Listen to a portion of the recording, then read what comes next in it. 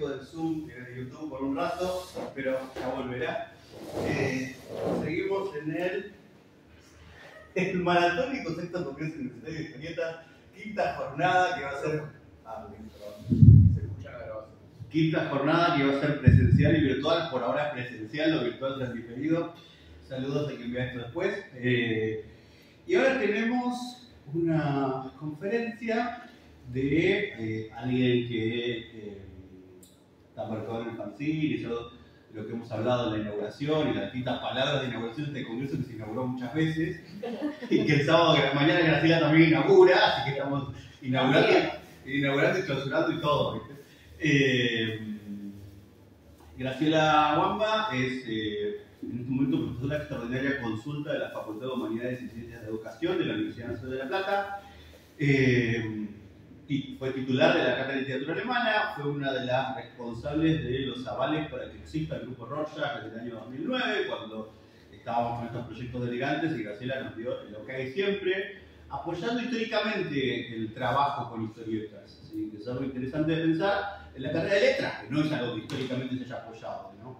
Recientemente trabajando con producciones de Graciela de los 80 y los 90, ya en su enfoque de la literatura comparada está pensando el cómic, la historieta como parte de ese espectro, ¿no?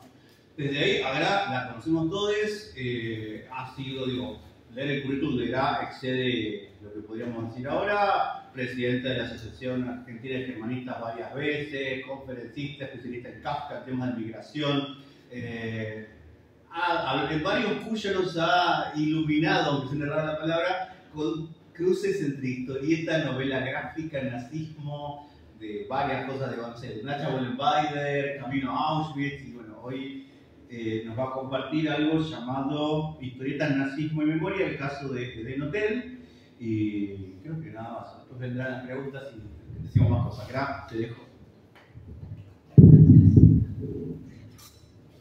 Bueno, primero que voy a hacer una nota ñoña, y es que en realidad el nombre es Eden Hotel, pero sin H, porque sin un acento, porque está en alemán el nombre. Igual la hipercorrección hace que uno le ponga acento, pero el título sería, el nombre es Eden Hotel. Bien. Vamos a tratar los siguientes puntos: el contexto histórico del nazismo en Argentina y el Eden Hotel, la historieta como herramienta de memoria, el análisis de historietas sobre el Eden Hotel, memoria colectiva y resignificación a través de historieta. Son los 4 puntos que vamos a afrontar, y lo primero que nos vamos a detener, por supuesto, es en el detalle del contexto histórico del nazismo. Me interesa marcar la relación del Eden Hotel con el nazismo por el siguiente motivo. En general, cuando se habla de la presencia de los nazis en Argentina, la historia está cubierta por una serie de rumores y historiadores que especulan con que el nazismo fue mucho más grande de lo que se piensa en Argentina. Si bien vamos a hablar de que Argentina dio refugio a los nazis, tiene que ver con la política de migración, y al mismo tiempo que dio lugar a los nazis, también permitió que llegaran a estar víctimas del Holocausto, y también se les dio refugio. O sea, el anonimato de los nazis por ahí es un poco más cuestionable. De hecho, algunos entraron por vías legales, pero la mayoría entraron con documentos falsos y falsos nombres, y se supone que en el caso de que tuvieran una causa ya declarada como criminal de guerra, venían escondiéndose. Es decir, hay casos importantes que en la historia del nazismo estaban muy grabados, por ejemplo, el que entraran como frailes o monjes con nombres españoles, como el caso de uno de ellos que entró con el nombre de Pedro Olmo, y era un criminal nazi que finalmente, estando en la Argentina, lo capturaron. Está el caso de Eichmann. O sea, son casos concretos, pero la mayoría todos entraron con su nombre y apellido sin cambiar. Está el caso de Pritzker, que llegó a ser el presidente de la Asociación Hermano Argentina de Bariloche. Entonces, cuando hablamos de esta cuestión masiva, sí hay informes de la CIA, de espionajes, hay referencias a la actividad sobre todo de la embajada alemana en Buenos Aires, el embajador von Termann, que estuvo en la época de la Segunda Guerra Mundial y posterior, donde se sabe que en la embajada alemana en Buenos Aires había había espionaje para el gobierno de Hitler y también había mucho control de los que figuraban en Argentina. Bien, pero sí, esta idea de refugio también tenemos que pensar como que la ola migratoria que entra antes del 39, o sea, antes que empiece la Segunda Guerra Mundial, durante la Segunda Guerra Mundial y posterior a la Segunda Guerra Mundial, fue un país meta para salir de Europa. O sea, Buenos Aires, tanto como Brasil, sobre todo para la migración alemana, fue la idea de llegar a un lugar donde iban a estar seguros y donde tenían cierta, no protección del Estado, pero no iban a ser perseguidos. Bien.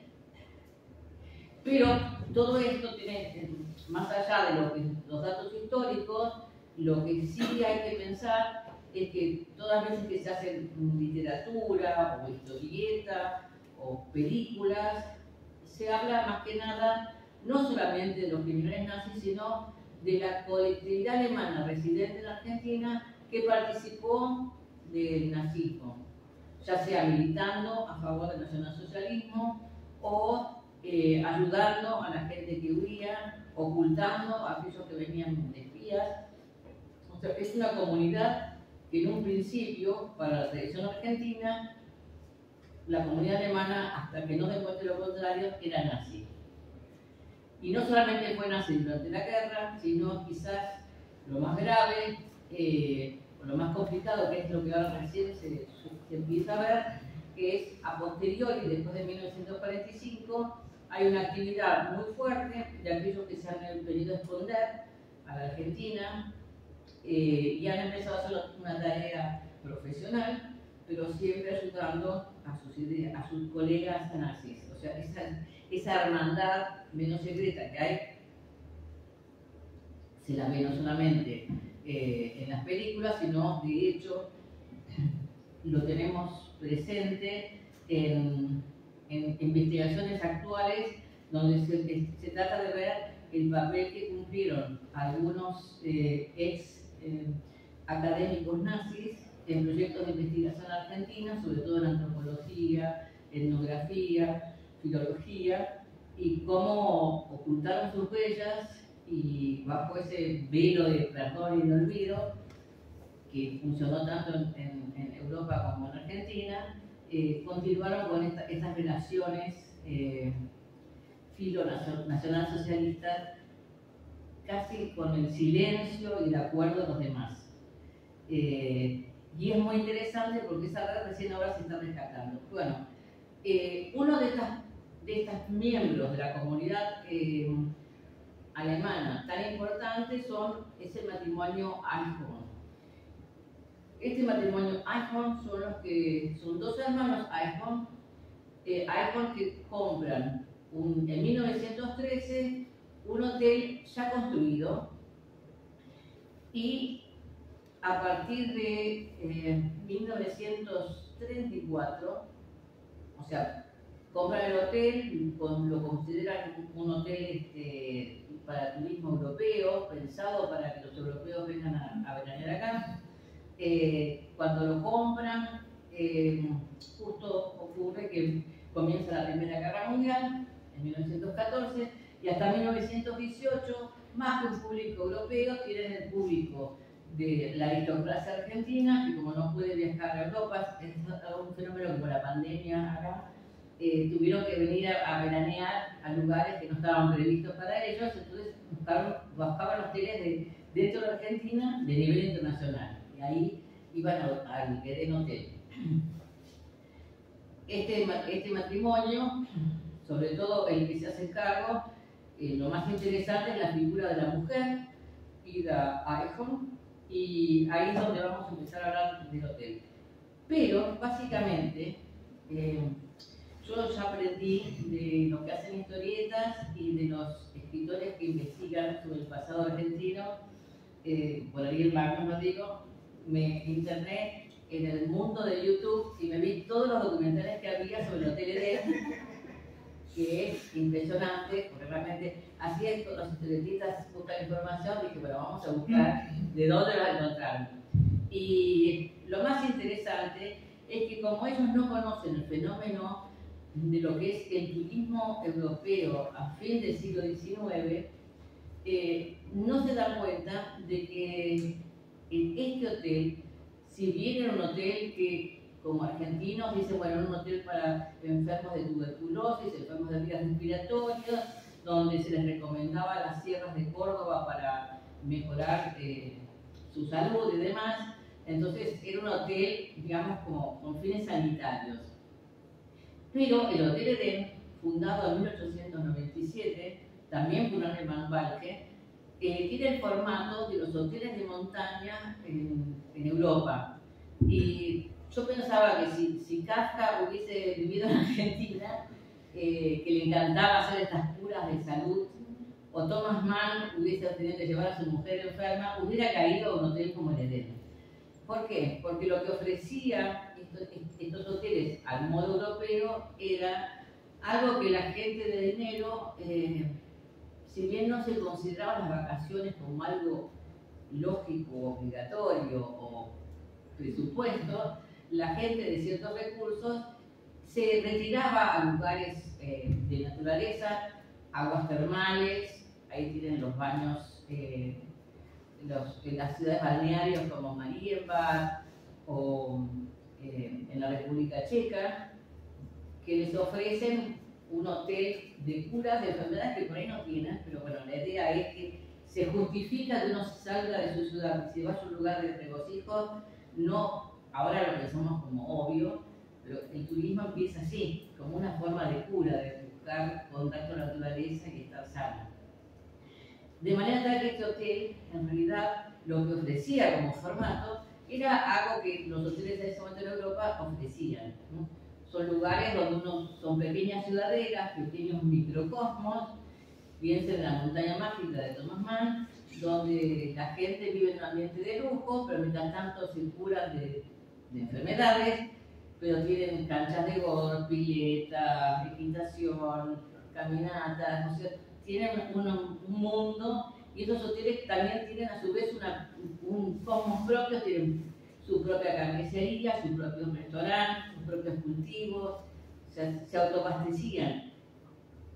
En todas las referencias que se hace al Hotel Edén, una de las cosas que más impresiona son los equipos electrógenos que tenían para generar su propia electricidad, que todavía funcionan aparentemente, sus propias cámaras frigoríficas, sus propias fábricas de helados, o sea, estaba montado a todo lujo. Bueno, yo estoy extendiendo mucho con esto, pero a lo que voy es que esa arquitectura que está vista como suntuosa, en realidad no es suntuosa. Es un hotel hecho a una medida de un europeo, en un lugar de montaña, donde hay lugares para tomar sol o estar en intemperie para curarse las vías respiratorias.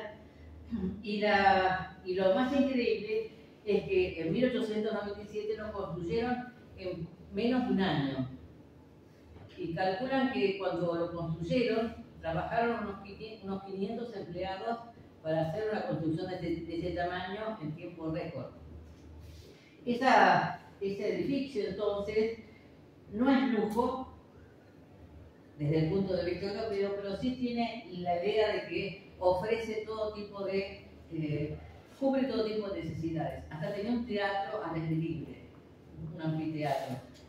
Bien, de la tradición germánica, sí lo que podemos decir es que siempre fueron capitales alemanes, y la edificación y la concepción del hotel corresponde a lo que sería un hotel de esas dimensiones en los Alpes.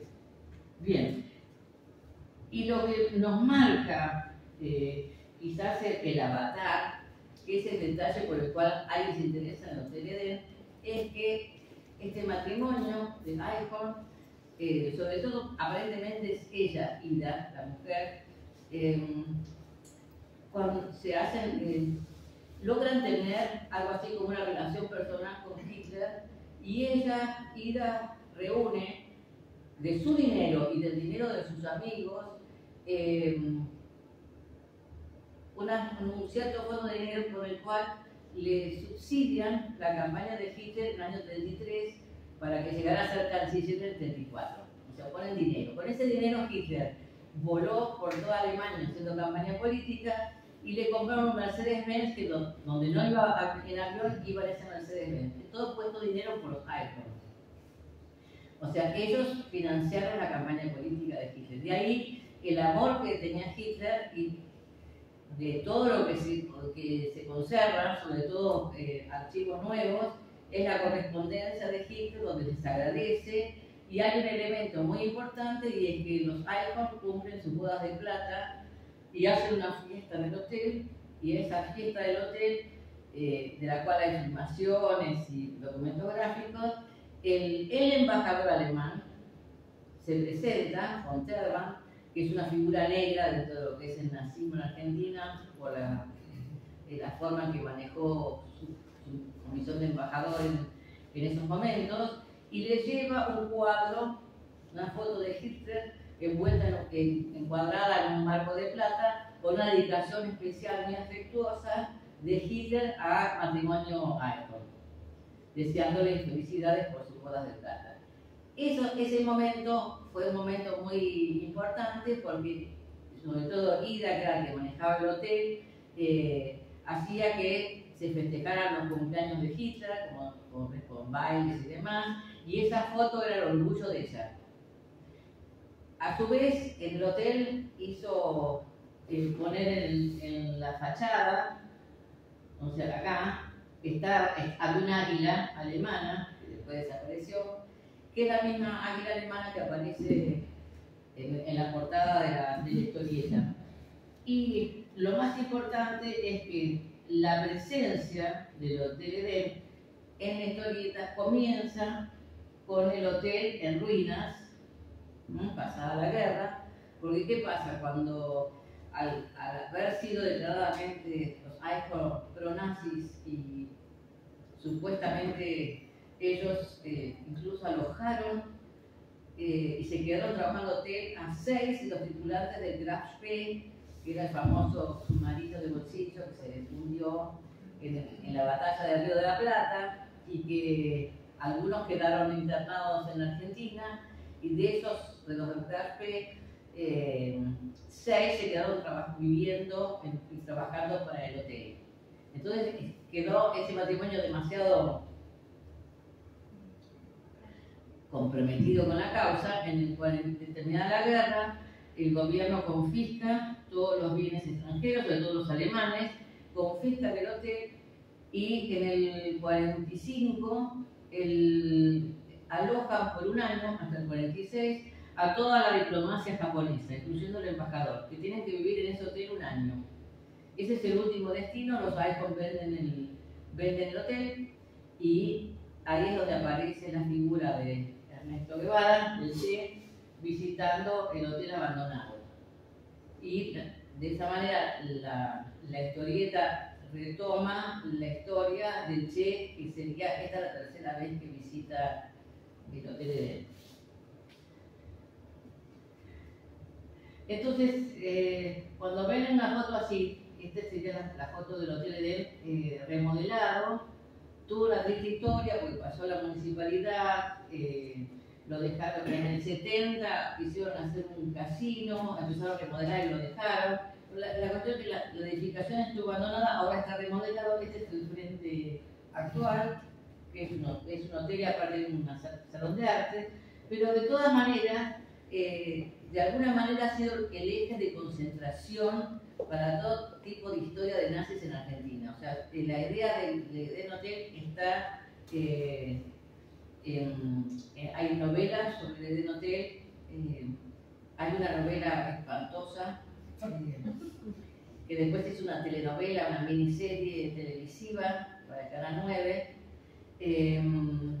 donde por supuesto que toda la historia es una historia de amor de una chica criolla que se enamora de un oficial nazi.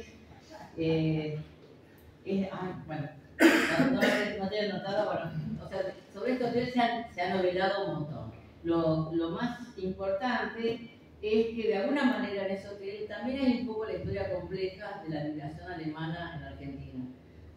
¿Por qué? Porque el hotel dio lugar a la población. Cuando se compra esos terrenos, se compra una estancia.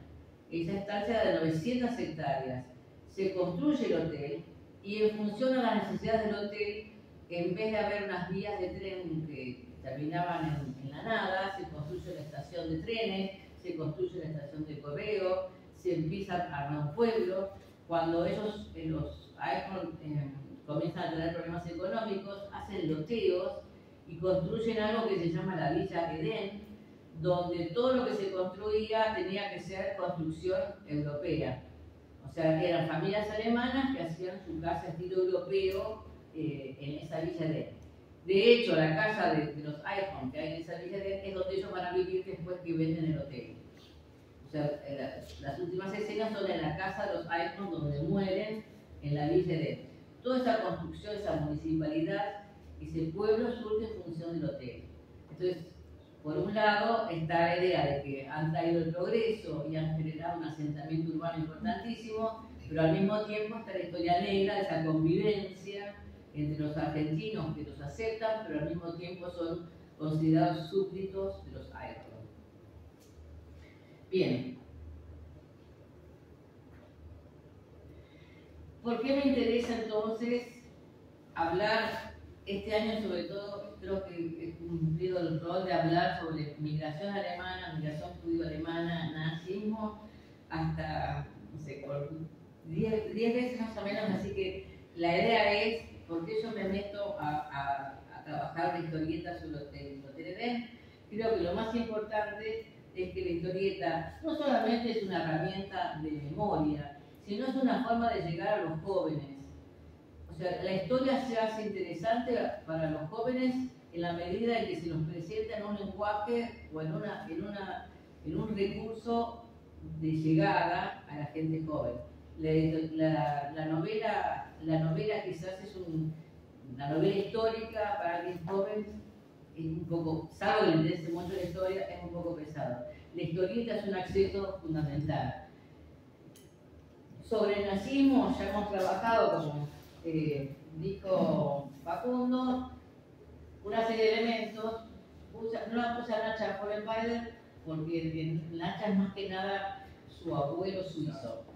Pero que antes ha tocado el tema del nazismo y holocausto, para mí lo más importante son Camino a Auschwitz de Julián Colodilla y de Mina Berry, toda la serie de Dora, sobre todo, bueno, Malek supone.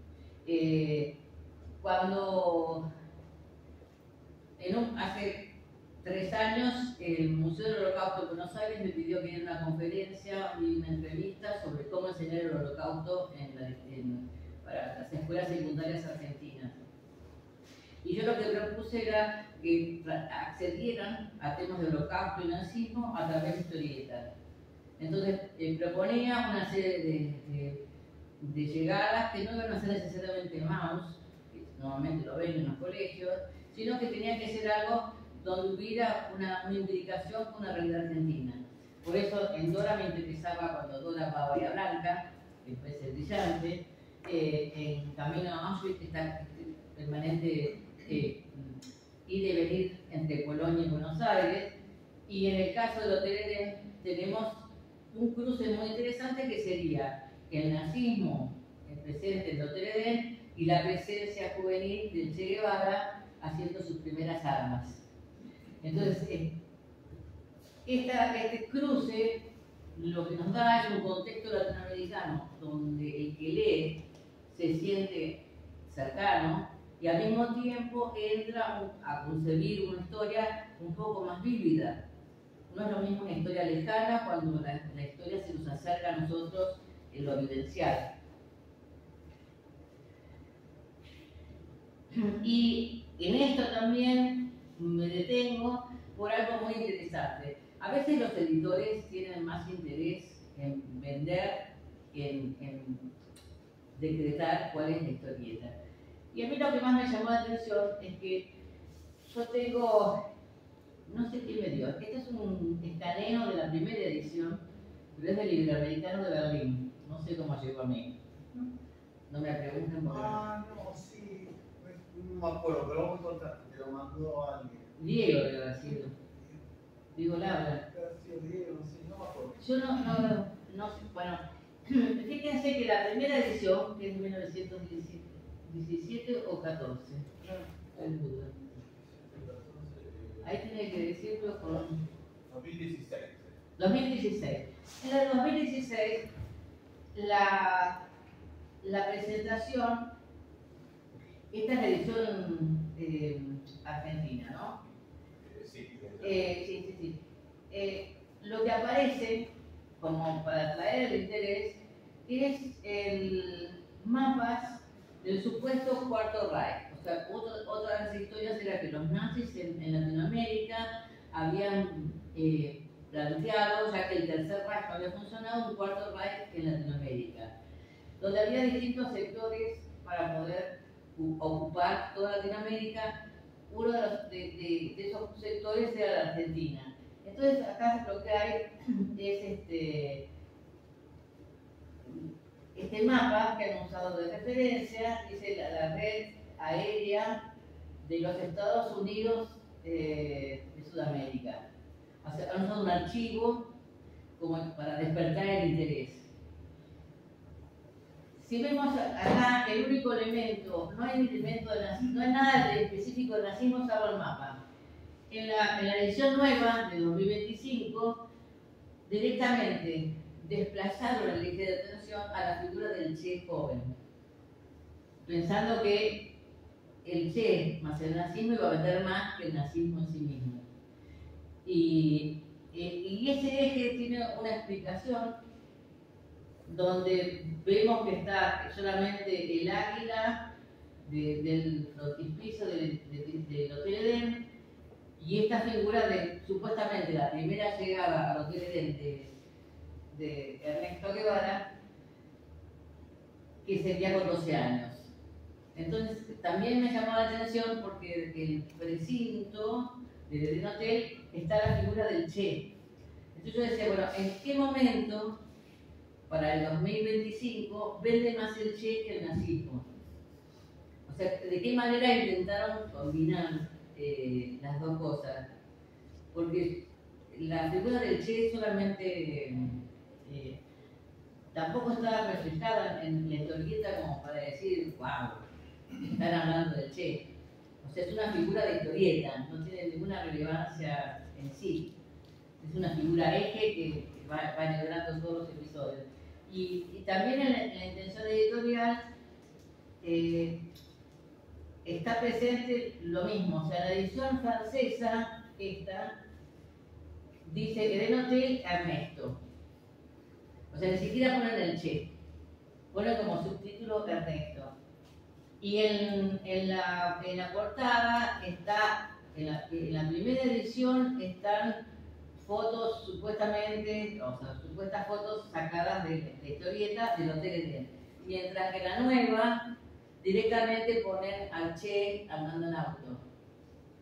O sea que creo que, no sé cuál vende más, pero yo creo que hay una búsqueda de ver a un joven con qué lo atrajo, con la figura del Che o con los nazis. Hay como una búsqueda de encontrar. A veces los editoriales, los que imprimen libros también se equivocan en su olfato, pero lo que me llama la atención es cómo se fueron manejando las ideas. Bueno, ¿cuáles son los personajes que me interesa marcar? La figura del Che, porque es la figura que va enhebrando la historieta, es el hilo conductor de las distintas secuencias, pero también están el padre del Che que aparece como aquel que lo lleva a su hijo, a su familia por primera vez, y al Che que era asmático, lo llevan con 12 años al hotel. Esa figura es importante porque el mismo Greenbaum lo que explica es que para remarcar la infancia del Che, él usa el libro del padre del Che sobre su hijo, Ernestito,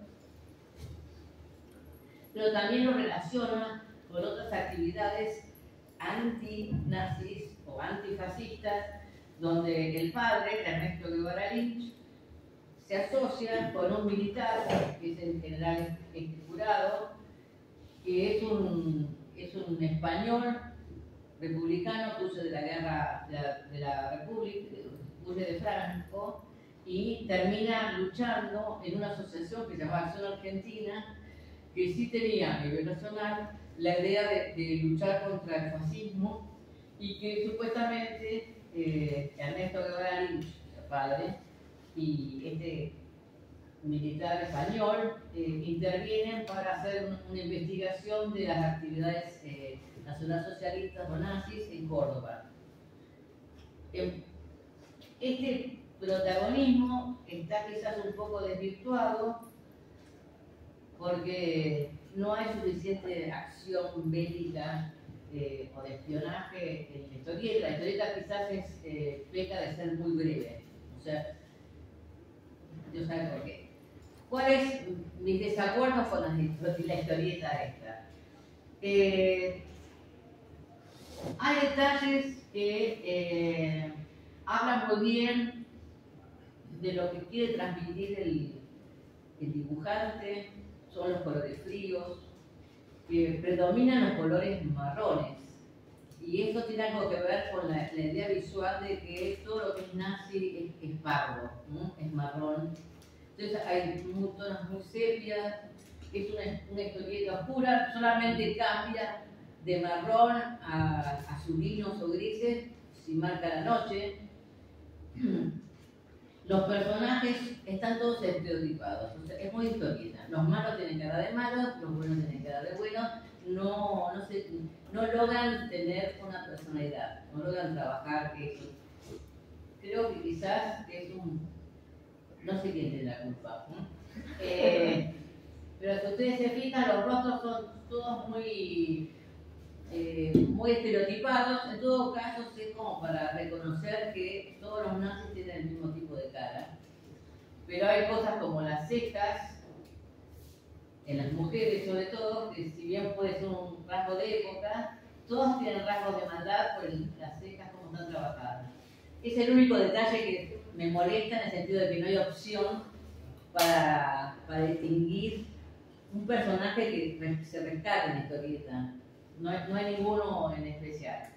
Otro detalle que sí me interesa, porque eso lo trabajo bastante, es la manera en que dos cosas me interesan, y siempre porque soy muy ñoña, y es si cuando citan alemán, si también escriben bien los nombres, no se equivocan, qué sé yo. Bueno, Inaberri es perfecto. Sí. No tiene errores. Creo que le descubrí uno o dos nada más. En este caso, esto está impecable. Lo único que sí es demasiado, esa caligrafía modelo SS, como si fueran runas alemanas, como la runa de la SS, y el detalle de que usa toda mayúscula, con el detalle, por usar siempre mayúscula, obvia el gran problema de alemán, que todos los sustantivos van con mayúsculas, entonces ahí unifica todo. Está todo impecable. Yo supongo que hay dos criterios, sobre todo en el dibujo acá, es que esto está gritado, por eso las mayúsculas y el primor es casi una convención en la historieta, así que no descubro nada, pero sí me interesa eso. Y algo que yo realmente es muy clásico, pero es bastante complejo, es aprender a leer la historieta. Porque esto están unidas y uno tiene que aprender las secuencias, pero no siempre queda claro de qué lado vienen las conversaciones. Es algo estructural. Creo que es súper tradicional. Si le pidieron a alguien que no innovara, hiciera algo tradicional como historieta, creo que Hipólito lo logró. no sé si es crítica, ¿no?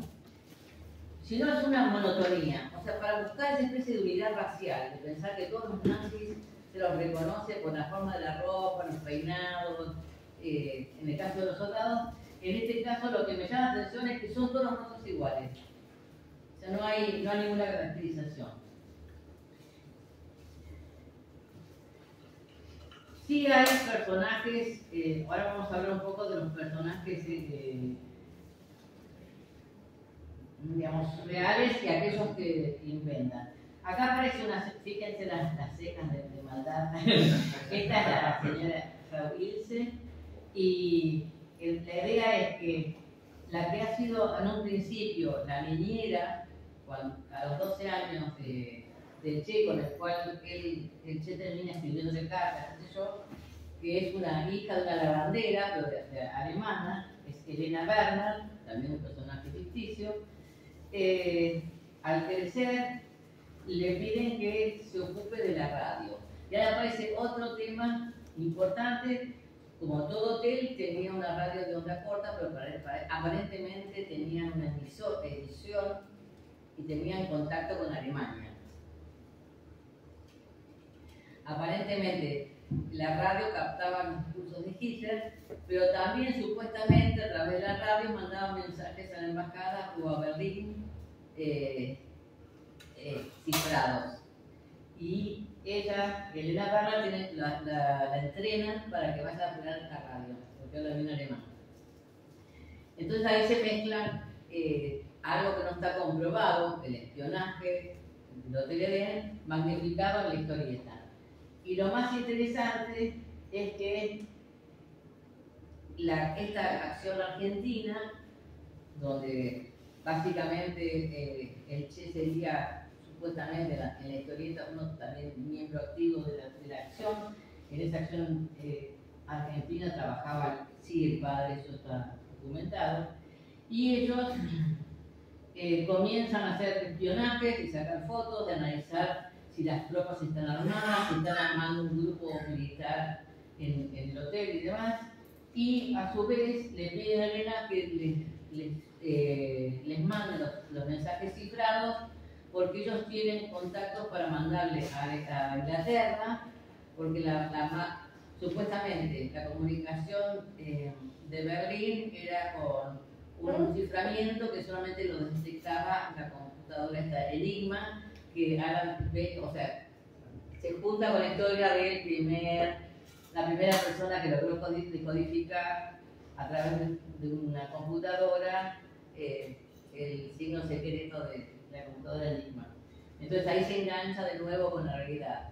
Pero está bien, porque eso genera, o sea, yo creo que para poder entender la historieta hay que saber algo de historia y a su vez acerca temas que son contemporáneos.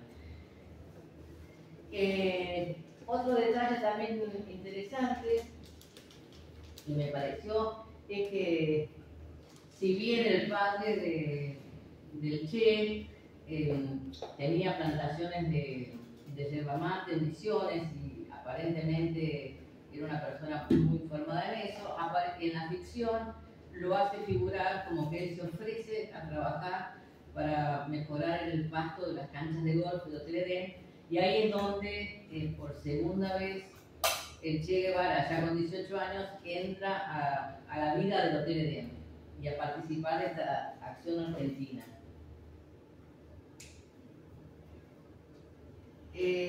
El otro tema, y esto también es importante, son los planes de Hitler del Cuarto Reich, de lo cual se ha hecho millones de lucubraciones, y justamente lo que ven es que ellos dicen que lograron una copia, la acción argentina, una copia de este mapa con los 5 sectores que iban a ser proyectos del Cuarto Reich en Latinoamérica, y que lo consiguen a través de un informante de Montevideo.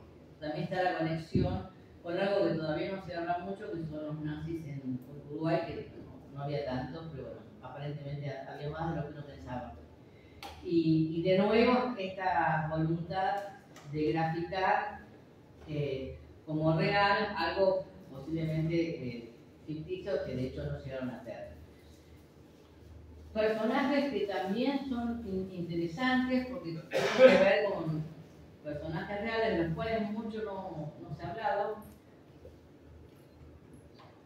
Es Fritz Mangel.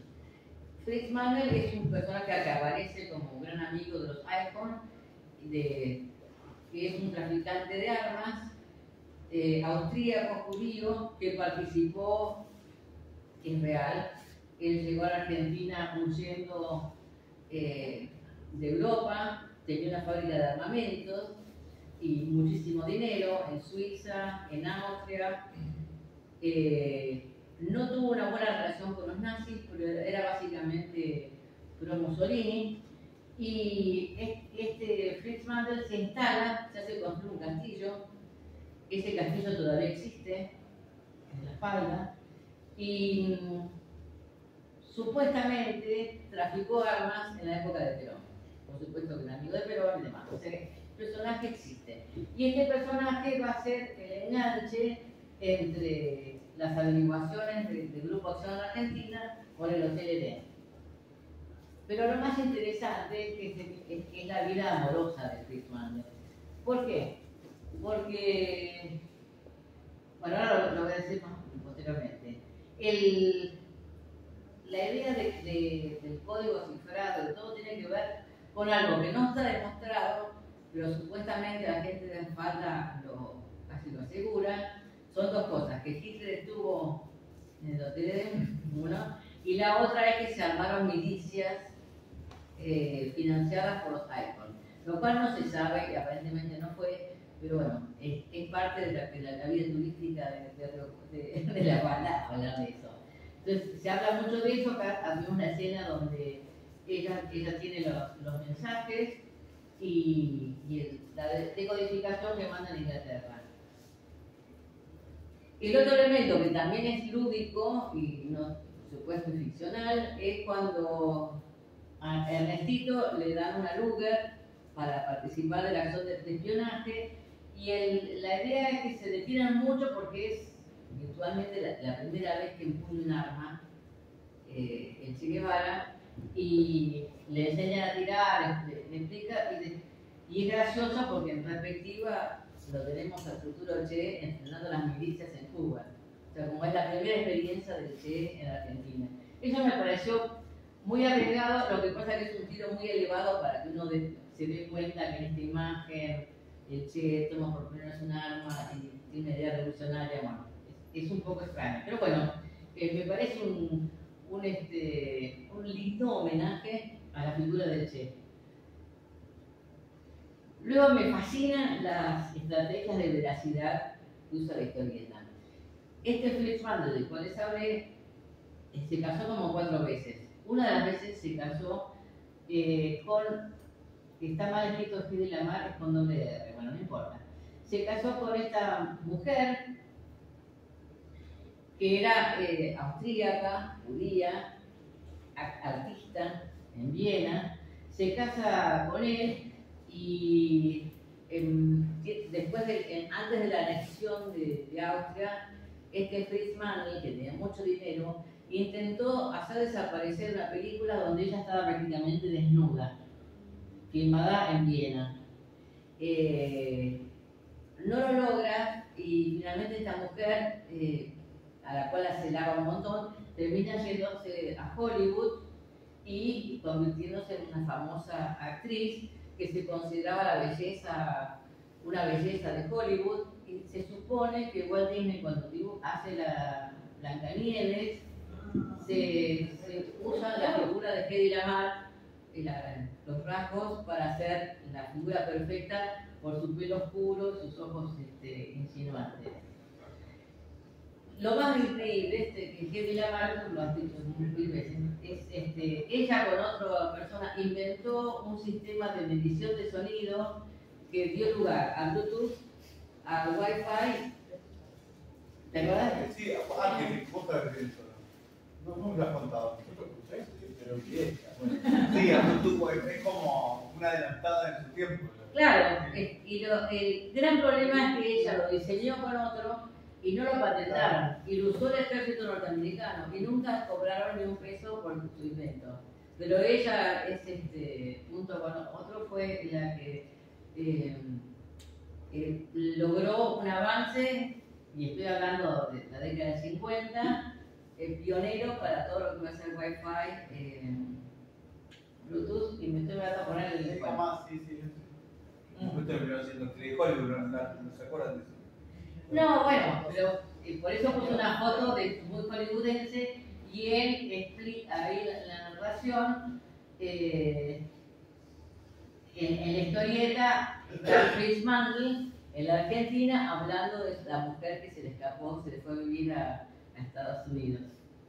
Y lo que me llama la atención es que en esta reproducción el Hippolyte, el dibujante ha tratado de marcar los rasgos que incluso, si bien las cejas están muy de época, acá no les hizo cejas de mala, conservó la línea, a pesar de que le correspondería tener cejas de mala por ser de origen alemán.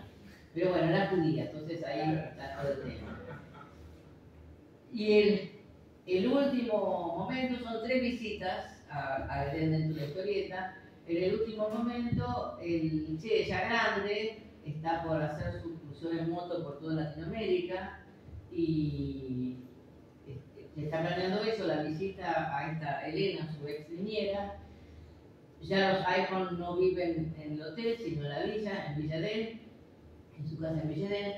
Y mientras Elena tiene que hablar algo con Ida iPhone, que apenas se ve porque es las puertas, él se encuentra con una figura que está con un perro que se llama Blondie y que supuestamente es un primo de Ida. Y esta es la última tradición de los Teledén, que dicen que hay una mucama que dice haber atendido al primo de Ida Eichmann, que era Hitler, más viejito y sin bigote, y que estuvo alojado en el hotel. Y que ella jura haberlo atendido, haberle acercado comida a la habitación, qué sé yo. Entonces, por supuesto que estamos lo mismo, es lo mismo que los que vieron a Hitler en Bariloche y aseguran que vio Bariloche y demás. Es una ficción, pero está metido ahí y el encuentro ficticio es el final de la historieta. Y fíjense que el trabajo, esto está muy bueno, porque ahí está la idea de un Hitler avejentado sin bigote en la Argentina. Y el perro Blondie, que por supuesto era imposible que estuviera, pero que le volviera a poner un perro policía Blondie, eso también puede ocurrir. Y creo que eso es el fin de la historieta, es el encuentro ficticio entre el Che y Hitler. Este es el tema. Entonces, la idea de resignificar este pasado y presente me parece valioso de la historieta, porque por un lado volvemos a revisitar la historia, aún haciéndonos cargo de que la mitad de lo que repetimos como historia es solamente un acto de memoria y no tiene nada que ver con la realidad. O sea, la memoria es una forma de revisitar la historia sin la seriedad cronológica o archivística de un historiador, pero con la voluntad de revivir ese estado de ánimo, esa espiritualidad, esa percepción de la vida. Creo que la historieta nos permite eso, y es un recurso quizás más valioso en el sentido de que podemos llegar a más gente. Quizás con una película, con una novela, tenemos un menor cantidad de público que con una historieta. Y llegamos a la idea de conectarlo con el presente. Yo siempre pienso cómo hacer leer historia a alguien joven, cómo motivarlo. Creo que la historieta funciona como tal y de alguna manera la memoria colectiva, que es lo que debemos defender como argentinos, el no olvidar ni los buenos malos momentos del pasado, no olvidar de qué manera el nazismo también es una forma de tener presente que esa violencia que tuvimos que padecer en las dictaduras también tiene un antecedente en esa experiencia de la Segunda Guerra Mundial.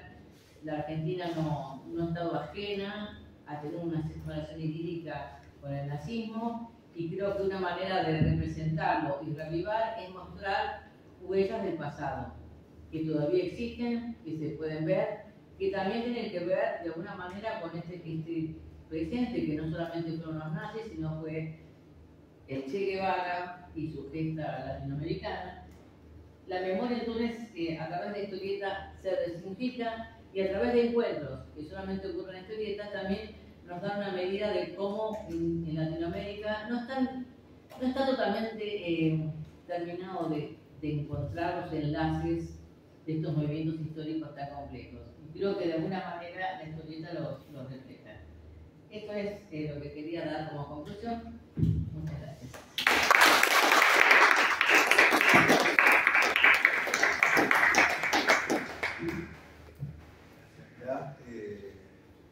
Buenísimo. Bruno está en éxtasis. Si alguien tiene alguna pregunta, algún comentario, algo para decir, Bruno ya te veo con ganas de decir algo. No, yo quería breve, pero viste cuando dijiste que la historieta se queda corta y Dios sabe por qué. Sí. Porque hay un formato francés de álbum que son 60 páginas y nada más. Claro, y estos son 70. Digo, ahí, en todo caso, problema del guionista, se quedó corto él, pero él sabe que tiene que terminar en 60. Digo, Claro, es sí, como, sí. el formato está instituido. Puede ser porque él está muy enlazado con la tradición francesa y le quita vuelo, porque podría haber utilizado las versiones. Yo igual de todas maneras le metería un poco más de dinamismo, o sea, no me gusta ser tan estrictamente tradicional en lo que es dibujo, por ejemplo, no sé, pero bueno, de eso lo hablamos, que es una cuestión de gusto. Aparte si uno es chicaco, la letra es muy chiquitita, uno necesita mucha luz para poder leer las viñetas, está hecha para ojos jóvenes. Hay discriminación. Bien. Yo digo dos cosas. Primero, la entrevista de Feliciano Gray que me hicieron en el 2023 está en YouTube para ver, está muy buena para pensar muchos de estos cruces culturales, pensando en historieta, literatura y el trabajo en el secundario. Después creo que hay algo de lo que dice Graciela, que venimos pensando en todo el Congreso, ¿no? De la historieta como un material que puede ser usado en educación y que tiene otros efectos. Digo, justo hoy a la mañana se hablaba de la experiencia educativa en historia, de trabajar Alba Mayor, creo que era, y era re interesante, o trabajar inicial con enseñanza del inglés, el otro día trabajé historieta con enseñanza del portugués, digo, y ahí hay algo de que quizás nosotros cuando pensamos en historieta somos muy reactivos a decir, ay no, la historieta no es para niños. Y bueno, quizás no es que sea para niños nada, pero hay un potencial tremendo de pensar cómo hay algo de la historieta que impacta de otro modo. Digo, que es esto que decías, me parece que acerca más a la historia que traigo el novelón tradicional que no, porque no van a entrar, quizás, ¿no? Que creo que era algo de lo que también se hablaba el otro día en el Zoom, cuando Maxi Gotto hablaba de experiencias de docencia, ¿no? A mí me parece hermoso, el trabajo a mí me gusta mucho escucharte, Gra, cuando hablas de una historieta, porque vos tenés como un conocimiento de cultura, de ñoña, pero también de cultura, por todo lo que has trabajado y estudiado, que hace conexiones que no son fáciles de encontrar para quien está solo leyendo esa historieta, digo, ¿no? Siempre pienso, no sé, escucho hablar de pintura expresionista o de pintura, yo me acuerdo de la tesis doctoral, yo te diré, che, ¿esto de dónde es? Y me dijiste, eso debe ser Peter Bruegel el viejo, ¿viste? Y era Peter Bruegel el viejo, pero nadie se hubiera dado cuenta. Ahí es donde en el trabajo creo que haces con las imágenes, ¿no? Hay algo de intermedialidad, como palabra de la que venimos hablando un montón estos días, que surgió mucho desde ayer, y esto de conectar Hedy Lamarr, o conectar con las ficciones de la historia, pero que no son reales, con la leyenda de, digo, me parece muy atractivo en el análisis. Es como casi que son las huellitas que deja a Greenbaum. Lo que pasa es que hay que saber para armarla, para poder encontrar. Es maravilloso trabajo de pistas. Claro. El asunto es que necesita un trasfondo, da pie para hablar. Claro.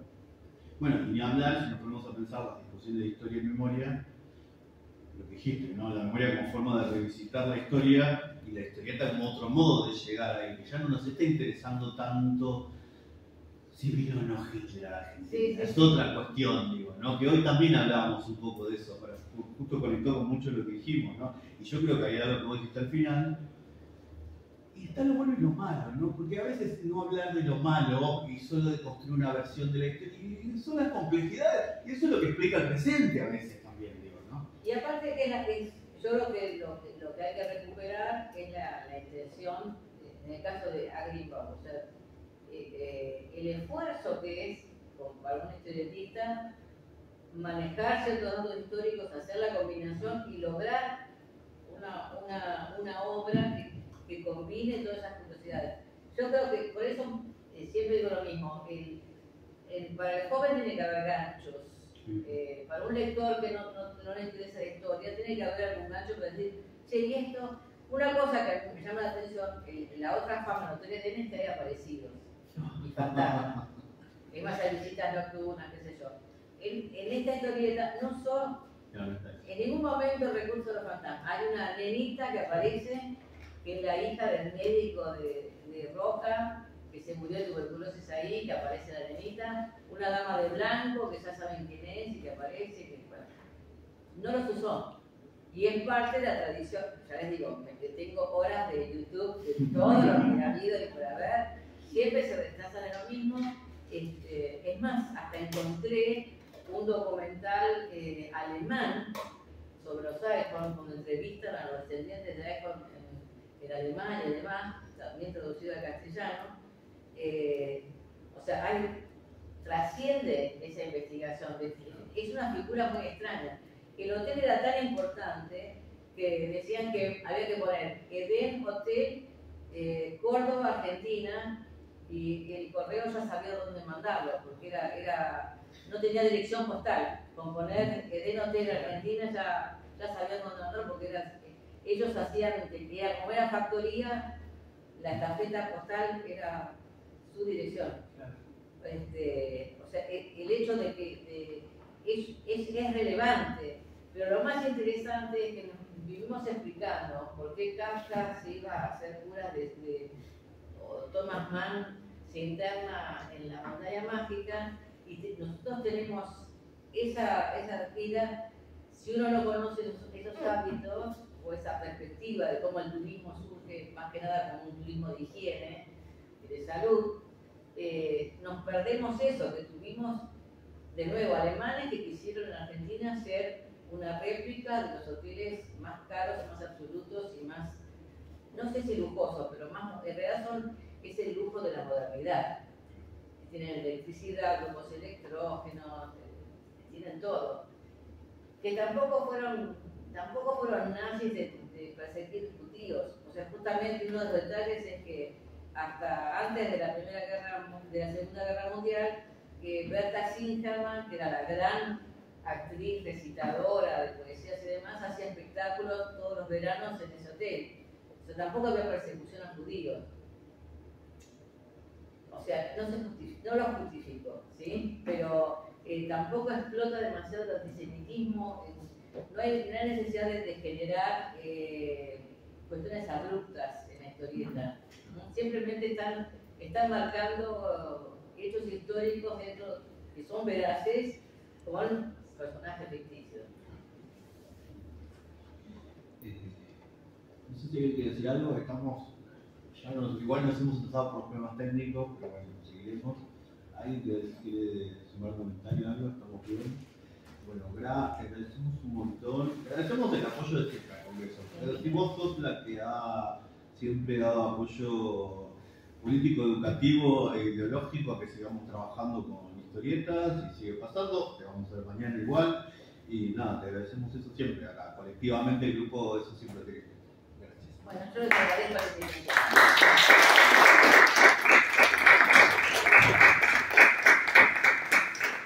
Y sin pausa seguimos a la vez. Que alguien me venga a comentar. Ah, no, necesito parar el cuarto de la grabación.